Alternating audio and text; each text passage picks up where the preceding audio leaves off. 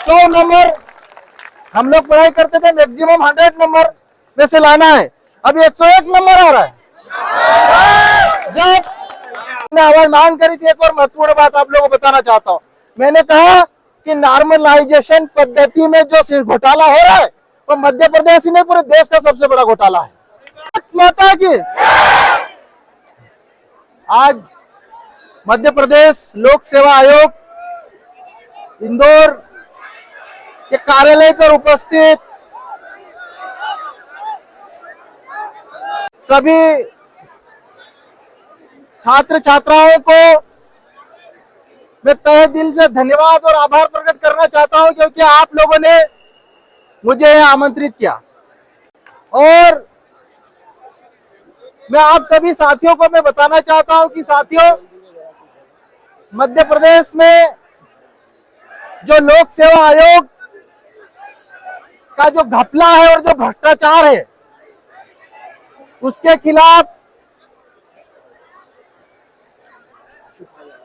खिलाफ छात्र छात्राओं को ही नहीं, इस मध्य प्रदेश के एक एक युवा को, चाहे पीएससी की तैयारी कर रहा हो नहीं कर रहा हो, सबको इस सरकार के खिलाफ और इस सिस्टम के खिलाफ खड़े होने की जरूरत है। मैंने कई दिनों से न्यूज़पेपर के माध्यम से, अखबारों के माध्यम से मैंने पढ़ा कि 5-5 साल से परीक्षा देके बैठे हैं हमारे छात्र छात्राएं, लेकिन उनके फाइनल रिजल्ट जारी नहीं कर रही सरकार। और सबसे महत्वपूर्ण बात यही है कि जब छात्र छात्राएं इतनी कड़ी मेहनत करके जब परीक्षा लिखते हैं और रिजल्ट आता है, किसी का सिलेक्शन हुआ, किसी का सिलेक्शन नहीं हुआ, हर किसी की जिज्ञासा रहती है कि उन्होंने कितना लिखा, नंबर ज्यादा दिया, कम दिया। मेंस की कॉपी छात्र छात्राओं को दी जाए, छत्तीसगढ़ में दी जा रही है। अन्य राज्यों में जब छात्र छात्राओं को मेंस की कॉपी देखने को दी जा रही है, तो मध्य प्रदेश सरकार को क्यों डर लग रहा है छात्र छात्राओं को कॉपी देने से? इसका मतलब सीधा सीधा है कि सरकार ये भ्रष्टाचार में शामिल है सारे। और ये अब कहीं मैं आप लोग को यही बताना चाहता हूं कि ये कापियां इसलिए दिखाना नहीं चाहती है क्योंकि ये पूरी भ्रष्ट सरकार है, जो इनके परिचित है, जहां इनकी सेटिंग होती है उन्हीं लोगों का चयन करते हैं। कि जो एग्जाम होती है, मैं हर प्रतिवर्ष पीएससी परीक्षा देने वाले छात्र छात्राओं का जब रिजल्ट आता है तो हमारी निगाह रहती है। हर बार परीक्षा में 5 से 10 प्रश्न जानबूझकर गलत करते हैं। आप बताओ, जिन लोगों को पूरा प्रदेश, पूरी सरकार चयन करके भेजती है, यहाँ पे सिस्टम बनाया, आयोग बनाया, तो ये क्वेश्चन गलत कैसे हो सकते हैं? 100 नंबर हम लोग पढ़ाई करते थे, मैक्सिमम 100 नंबर में से लाना है। अभी 101 नंबर आ रहा है। जब सरकार वन नेशन वन इलेक्शन की बात करती है तो एक वन डे वन एग्जाम की बात क्यों नहीं कर रही है? आज मैं आप लोगों से मैं कहना चाहता हूं कि जब तक सरकार आपकी मांगों पे फाइनल निर्णय नहीं ले, तब तक ये छात्र छात्रा यहाँ से उठना रहे। इंदौर में, और या अभी तो इंदौर के संभाग के छात्र छात्रा, लेकिन मैं आप लोगों को मैं बताना चाहता हूं, जब तक मैंने सीधा मंत्री जी को चैलेंज किया है कि जिस प्रकार उत्तर प्रदेश में छात्र छात्राओं ने पूरे सरकार को घेर लिया, सरकार को मानने पे मजबूर कर दिया, वही स्थिति मध्य प्रदेश में हमको करना है। तब तक डटे रहना आप लोग, क्योंकि अभी अगर अपन पीछे हट गए तो सरकार की मनमानी चलती रहेगी। क्योंकि आज इनकी बेईमानी के कारण हजारों छात्र छात्राओं का भविष्य बर्बाद हो रहा है, हजारों युवा बेरोजगारी में घूम रहे हैं। सरकार को नहीं दिखाई देता क्योंकि सरकार ने आंखों पे पट्टी बांध के रखी है। मेरे भाइयों, ये संघर्ष जारी रहे जब तक आपकी मांग नहीं मानी जाए। न किसी सिस्टम से डरने की जरूरत है, न सरकार से जरूरत है,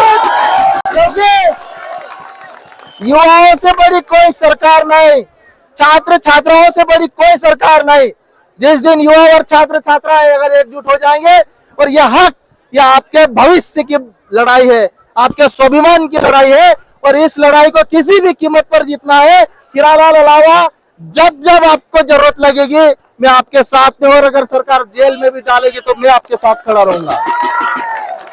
मैं एक और बात आप लोगों को बताना चाहता हूं, मध्य प्रदेश एकमात्र ऐसा राज्य है जहां पर जाति देखकर इंटरव्यू लिया जाता है।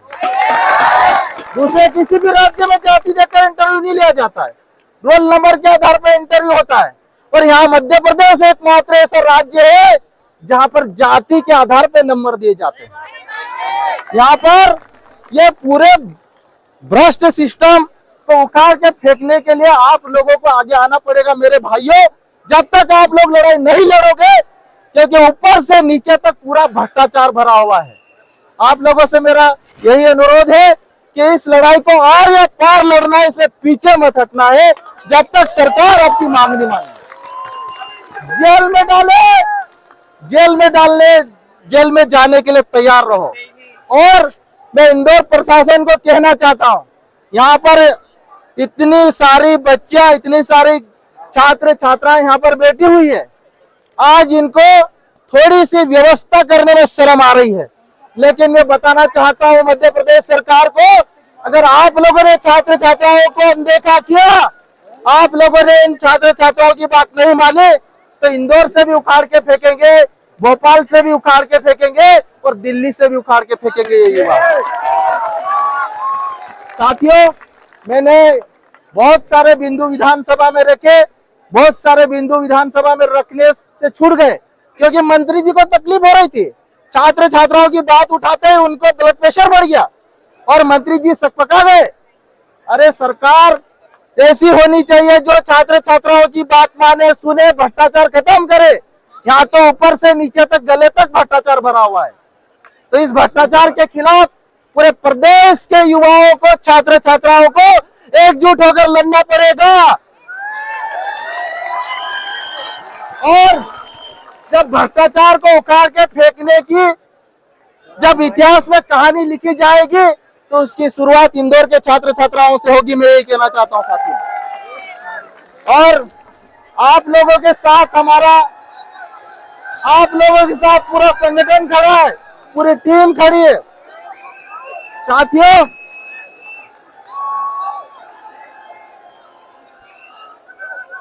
मैं आप लोगों को आखिरी में एक बात बोलना चाहता हूं कि इस लड़ाई में पीछे मत हटना।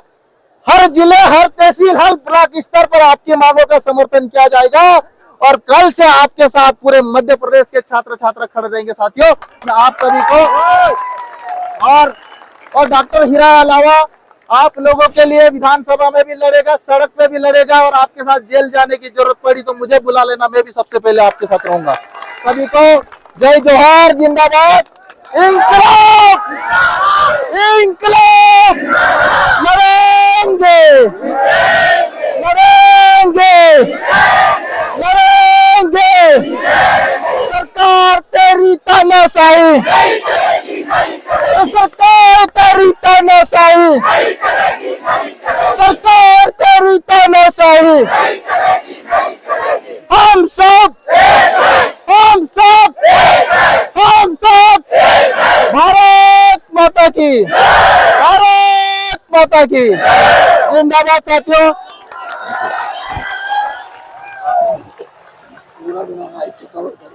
क्या सामान लेके चले गए यहाँ पे, इनके सामान क्या क्या यूपीएससी परीक्षा ले रहा है, पूरे देश के लाखों बच्चे उसमें बैठते हैं, एक भी प्रश्न उसका गलत नहीं होता, लेकिन मध्य प्रदेश पीएससी के प्रश्न गलत कैसे हो सकते हैं? ये भी एक जानबूझकर प्रश्न गलत करने का इनका घपला है, ताकि इनके परिचितों के नंबर बढ़ाए जा सके। साथियों, आप लोगों ने मुझे भले नहीं बताया, लेकिन मेरे को इस आंदोलन की खबर थी, और मैंने मध्य प्रदेश विधानसभा में आप लोगों की जो भी जेन्युइन मांगे थी, मध्य प्रदेश विधानसभा के अंदर इसको उठाया है। और जब उठाया तो शिक्षा मंत्री इंदर सिंह परमार क्या बोलता है कि छोटी सोच है। अरे मंत्री जी को शर्म आना चाहिए हमारे छात्र छात्राओं की एज हो रही है, 5-5 साल में रिजल्ट आ रहे हैं। बहुत सारे छात्र छात्राओं की उम्र निकलने के बाद में पीएससी फॉर्म इनको रिजेक्ट मार देती है। तो क्या इंदर सिंह परमार को थोड़ी भी शर्म नहीं है कि इनकी मांगों को गंभीरता से लिया जाए? मैंने सदन के अंदर बात रखी, लेकिन उस परमार मंत्री के माथे पे सिकन नहीं। वो कहते हैं कि यह तो आयोग लेता है, जुडिशरी की परीक्षा हाईकोर्ट लेता है। अरे भाई, सरकार किस काम की जब आयोग ले रहा है? जो घपले हो रहे हैं, भ्रष्टाचार हो रहा है, तो एक्शन लेने की जिम्मेदारी मंत्री की है, सीएम की है। लेकिन सीएम और मंत्री बोलते हैं कि ये तो छोटी सोच है, छात्रों की आवाज उठाए